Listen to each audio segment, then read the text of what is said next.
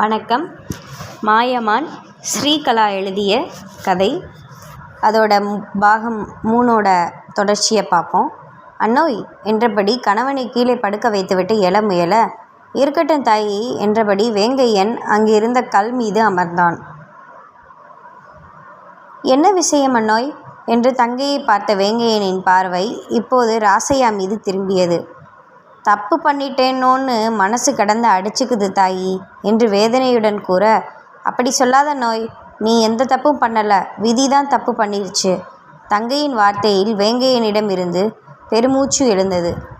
அப்போது ஐயோ அம்மா அடிக்காத என்று பொம்மியின் அலறல் அந்த பகுதி முழுவதும் எதிரொலித்தது.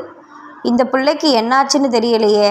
வேங்கையன் மகளின் குரலில் கலக்கத்துடன் எழுந்தான். எப்பவும் போல மதினிக்கிட்ட மாத்து வாங்குறா ஓ மவ என்று கூறி சிரித்தாள் மைனா. வயசு பிள்ளைய அடிக்கிறது நல்லாவா இருக்கு, நான் போய் என்னன்னு கேட்குறேன் என்று வீரமாய் கூறிய அண்ணனை கண்டு கழுக்கென்று சிரித்தாள் மைனா. என்னதாயி, என் பொழப்பு உனக்கு சிரிப்பாக இருக்காக்கும் என்றபடி வேங்கையன் தனது மீசையை நீவி விட்டு கொள்ள, நீயாவது மதினியை எதிர்த்து பேசுகிறதாவது என்று மீண்டும் மைனா கேலி செய்து சிரிக்க துவங்க, ஹி அது என்னவோ வாஸ்தவந்தான் தாயி, ஊருக்கே பஞ்சாயத்து பண்ணுறேன்னா அந்த பிள்ளைய பார்த்தா மட்டும் பேச்சு வர மாட்டேங்குது, நாக்கு மேலெண்ணத்தில் ஒட்டிக்குது என்று அசடு வழிந்தான் வேங்கையன். வயதான போதும் தனது மனைவி மீதான காதல் குறையாது இருக்கும் சகோதரனை கண்டு அவளது விழிகள் பனித்தது. அவளது அண்ணி மாயி அவளது தோழியும் கூட. இருவரும் ஒன்றாய் வளர்ந்தவர்கள். அதன் பிறகு மாயி அவளுக்கு அண்ணியாக வந்த பின்பு அவர்களது நட்பு இன்னமும் இறுகி போனது. தாயி, உன் ஜோட்டுக்காரி உன் பேச்சை தான் கேட்பா, வா வந்து நீயே நியாயத்தை கேளு. மனைவியின் அடியிலிருந்து மகளை காப்பாற்ற எண்ணிய வேங்கையன் தங்கையின் உதவியை நாடினான். பொம்மி என்ன அக்குறும்பு செஞ்சாலோ என்றபடி அவள் அண்ணனுடன் இணைந்து நடந்தாள். அங்கு சென்று பார்த்தபோது மாயி கையில் ஈக்கங்குச்சி விளக்கமாற்றுடன் பத்திரகாளியாய் மகளை முறைத்து பார்த்து கொண்டிருந்தாள். மாயி பின்னால் வந்து நின்று விளக்கமாற்றை பிடுங்கிய மைனா, மதினி இப்போ எதுக்கு பொட்டப்புள்ளையை போட்டு இப்படி அடிக்கிற என்று அண்ணியை கடிந்தாள். நீ சொல்கிறிய பொட்டப்புள்ள, அதுக்காண்டி தான் நான் அவளை அடிக்கேன். பொட்டப்புள்ள ஊர் மெஞ்சிட்டு பொழுது இருட்டியதுக்கு பிறகு வீட்டுக்கு வர்றது நல்லாவா இருக்கு, இவளை என்ன செய்ய? மாயி மகளை அடிக்க முற்பட மனைவியை தடுத்த வேங்கையன், சும்மா பொசுக்குன்னு பிள்ளைய அடிக்காத தாயி என்று இறைஞ்சினான். எல்லாம் உன்னைய சொல்லணும்யா, பொட்ட பிள்ளைய காலாகாலத்தில் கட்டி கொடுத்துருந்தா இப்படி நான் பரிதவிச்சுக்கிட்டு இருக்க வேண்டியது இருக்குமா? எல்லாம் ஒன்னால தான் ஐயா, தவம் இருந்து பெத்த மகன்னு நீ அவளை இப்படி கொண்டாடிட்டு இருந்தா அவள் எப்படி கண்ணாலம் கட்டிக்கிட்டு போவா என்று மாயி மூக்க உறிஞ்சினாள். இப்போ கண்ணாலத்தில் என்ன அவசரம், இன்னும் கொஞ்ச நாள் செல்லட்டும். இவ ஜோட்டு பிள்ளைங்க எல்லாம் 3 நாள் பெற்றுக்கிட்டு திரியுதுங்க. இவன் மட்டும் மீண்டும் மாயி மூக்க உறிஞ்ச, இருந்துட்டு போகட்டும், என் மவளை கண்ணாலம் வேணும்னு சொல்கிற வர அவளை நம்ம கூட இருந்துட்டு போகட்டும். வேங்கையன் தனது குரலில் சற்று கடுமையை ஏற்றி கூறினான். அதில் மாயி சற்று அடங்கி போனாள். பொம்மி இங்கே வா. தந்தை அழைத்ததும் அவர் அருகில் பதுமை போல் நடந்து வந்து பதவி நின்றாள் பொம்மி. பாருமைனா, இந்த பூனையும் பால் குடிக்குமாங்கிற மாதிரி நிற்கிறத விடுமதினி. பொம்மி என் கூட தான் ஒத்தாசைக்கு இருந்தா, உன் கூட வா. ஆமாம், நீ எங்கே போன? ஆஃபீஸர் வராருன்னு முத்து சாரு வேலைக்கு ஆள் கேட்டார், நான் தான் சும்மா இருக்கேன்னு சரின்னு சொல்லிட்டேன். நீ எதுக்கு தாயி வேலைக்கு போய்கிட்டு? வேங்கையன் வருத்தம் தெரிவித்தான். சும்மா இருந்தால் மனசு கண்டதை நினச்சிட்டு சங்கடப்படுதுன்னே. அதான். தங்கையின் மனரணம் தெரிந்ததால் வேங்கையன் அமைதியாகிவிட மாயி ஆறுதலாக தோழியை அணைத்து கொண்டாள்.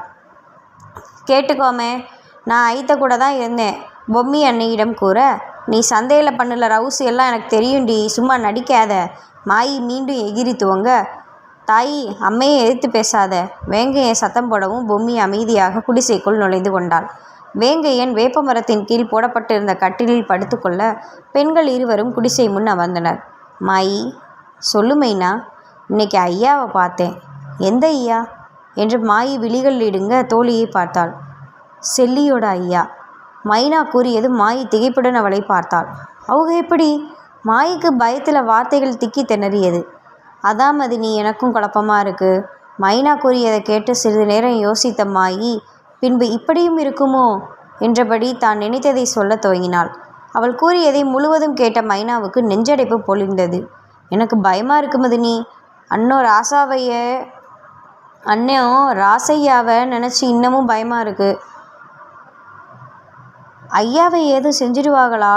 என்ன இருந்தாலும் ஐயா நம்ம செல்லியோட என்று இழுத்த மைனாவை கண்டு அதேம்புள்ள எனக்கும் பயமாக இருக்கு என்று விழிகளில் பயத்தை தேக்கி வைத்தபடி கேட்ட தோழியை கண்டு மைனாவுக்கு பயம் பிடித்து கொண்டது. குடிசைக்குள் இருந்த பொம்மி அங்கிருந்த அன்னையின் உடைமைகளை சத்தமில்லாது உருட்ட துவங்கினாள். அன்னையின் உடையின் அடியில் இருந்த அந்த புடவையை எடுத்தாள். மஞ்சள் நிறத்தில் சிவப்பு கரை போட்ட கூறப்படவை அது. அவர்கள் இனத்தில் திருமணத்தின் போது உடுத்தும் புடவை இது. பொம்மி வேகமாய் அந்த புடவையை எடுத்து உதறினாள். அவள் உதறிய வேகத்தில் அதனுள் இருந்த அந்த புகைப்படம் கீழே விழுந்தது. அவசரமாக அதை எடுத்து பார்த்தவளின் விழிகள் புகைப்படத்தில் நிலை குத்தி நின்றது. அதில் செல்வா மணக்கோலத்தில் அழகாய் சிரித்து கொண்டிருந்தான். அருகில் செல்லி மணப்பெண் கோலத்தில் வெட்கத்துடன் நின்றிருந்தாள். பொம்மி அன்னையின் அழைப்பில் புகைப்படத்தை பழையபடி புடவைக்குள் வைத்து மூடியவள் அதை இருந்த இடத்தில் அப்படியே வைத்துவிட்டு வெளியில் வந்தாள். கருவாட்டு குழம்பு வச்சிருக்கேன், ஐத்தைக்கும் உனக்கும் சோத்தை போட்டு கொண்டு வா என்று மாயி மகளை ஏவினாள். இப்போதான் கஞ்சி காய்ச்சி நிம்மதினி, கஞ்சி குடிச்சு வயிறு நிறையுமா? சோறு உண்டுண்டு போ மைனா. வயிறு நிறையுதோ இல்லையோ மனசு நிறைஞ்சு போகும் மைனி. ஏன்னா ராசையா குடித்த மீதி கஞ்சி அது, அவங்க உண்கிறது எனக்கு போதும் என்ற மைனா எழுந்து தனது குடிசையை நோக்கி நடக்க ஆரம்பித்தாள். ராசையா மீதான தோழியின் காதலை எண்ணி எப்போதும் போல் வியப்பாய் பார்த்தாள் மாயி. மாமன்னா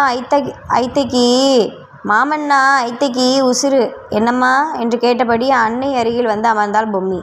ஆமாம் என்று தலையசைத்தாள் மாயி. ஆனால் மாமன் தான் ஐத்தையை கண்டுக்கிறதே இல்லை. மகள் கூறியதும் மாயிக்கு பழைய நினைவுகள் எட்டி பார்த்ததோ என்னவோ. வெரசா சோத்தை உண்டுட்டு உறங்குற வழியை பாரு என்றவள் அங்கேயே வெறும் தரையில் கையை தலைக்கு அணைவா வைத்து கொண்டு படுத்து விட்டாள். கருவாட்டு குழம்பு ருசி கூட உணராது ஏதோ யோசனையோடு உண்டு கொண்டிருந்தாள் பொம்மி. மறுநாள் காலையில் செல்வா தனது வேலைக்கு கிளம்பி கொண்டிருந்தான். சுபத்ரா சமையல் வேலையில் ஈடுபட்டு இருக்க மைனா அவருக்கு உதவி செய்து கொண்டிருந்தாள்.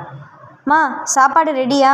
உணவு மேசையில் அமர்ந்தபடி செல்வா குரல் கொடுக்க, இதோ வந்துட்டேன்டா என்றவர் ஒரு கையில் பூரி அடங்கிய பாத்திரமும் மறு கையில் கிழங்கு கறி அடங்கிய பாத்திரத்துடன் அவர் முன் ஆஜரானார். நீங்கள் ஏன் எல்லா வேலையும் இழுத்து போட்டு செய்கிறீங்க? நான் எல்லா வேலையும் செய்யலை, சமைச்சது மட்டும் நான் தான், அரைச்சது வெட்டினது எல்லாம் மைனா என்றவர் மகனுக்கு பரிமாற ஆரம்பித்தார். செல்வா அமைதியாக உண்ண ஆரம்பித்தான். அப்போது அவனது தம்பி மணிமாறனிடம் இருந்து அழைப்பு வந்தது. அலைபேசியை எடுத்து உயிர்ப்பித்து தம்பியிடம் நலம் விசாரித்தான். பின்பு அன்னையிடம் கொடுத்தான். மணி, நல்லா இருக்கியாடா? சித்து எப்படி இருக்கிறாள்? நான் நல்லா தான் இருக்கேன், நீங்களே உங்கள் மருமகிட்ட பேசுங்க. மணிமாறன் மனைவி சித்ராவிடம் அலைபேசியை கொடுத்தான். சித்து எப்படி இருக்க? சுபத்ரா கேட்டதும் தான் தாமதம். அப்புறம் சித்ரா ஓவென்று அழத் தொடங்கினாள். சித்து, இப்போது எது கல்லுற சொல்லு. அவர் மருமகள் அதட்ட அவரது அதட்டல் சற்று வேலை செய்தது. இந்த தடவையும் நான் ஏமாந்துட்டேன் என்று தேம்பியவளை கண்டு அவருக்கு பாவமாக இருந்தது. குழந்தைக்கான மருமகளது ஏக்கம் அவருக்கு புரிவதாய் இருந்தது. உங்கள் 2 பேருக்கும் வயசு இருக்குது, கவலைப்படாதேம்மா, எனக்கும் லேட் இஷ்யூ தான். அவர் மருமகளை சமாதானப்படுத்தி மேலும் அறிவுரை கூறிவிட்டு அழைப்பை துண்டித்தார். விஷயம் என்னவென்று புரிந்து கொண்ட செல்வா ஒன்றும் பேசாமல் உண்டு கொண்டிருந்தான். அவன் உண்டு முடிக்கும் வரை சுபத்ரா ஏதோ யோசனையில் இருந்தார். அம்மா, மதிய சாப்பாட்டுக்கு வந்துடுவேன். மகனது குரலில் நிகழ்காலத்துக்கு வந்தவர் சரி என்று தலையசைத்தார். மகன் சென்றதும் சமையலறைக்கு வந்த சுபத்ரா மைனாவிடம், கொஞ்சம் வருஷத்துக்கு முந்தி இங்கே ஒரு பெரியவர் மருத்துவம் பார்த்து கொண்டிருந்தாரே, இப்போ அவர் இருக்கிறாரா என்று கேட்க, அதை கேட்ட மைனாவின் முகம் ஒரு மாதிரியாக மாறிவிட்டது. முயன்று தன்னை சமாளித்து கொண்டவள், அவர் இறந்து ரொம்ப வருஷமாச்சும்மா என்க, அடப்பாவமே, நல்ல மனுஷன் என்றவர் அதை பற்றி மறந்தவராய் தனது வேலையை பார்க்கலானார். மைனா மட்டும் அந்த நினைவுகளில் தேங்கி போனாள். முத்து ஜீப்பை ஓட்ட செல்வா அவன் அருகில் அமர்ந்து வந்தான். போகும் வழியெல்லாம் செழித்து வளர்ந்திருந்த மரங்களை பார்த்தபடி வந்தவன், இங்கே மரக்கடத்தல் எதுவும் இருக்கிறதா முத்து என்று கேட்க, என்ன சார் இப்படி கேட்டுட்டீங்க? நான் பிறந்து வளர்ந்ததெல்லாம் இங்கே தான், இது வரைக்கும் இது மாதிரியான சம்பவம் நடந்ததே இல்லை.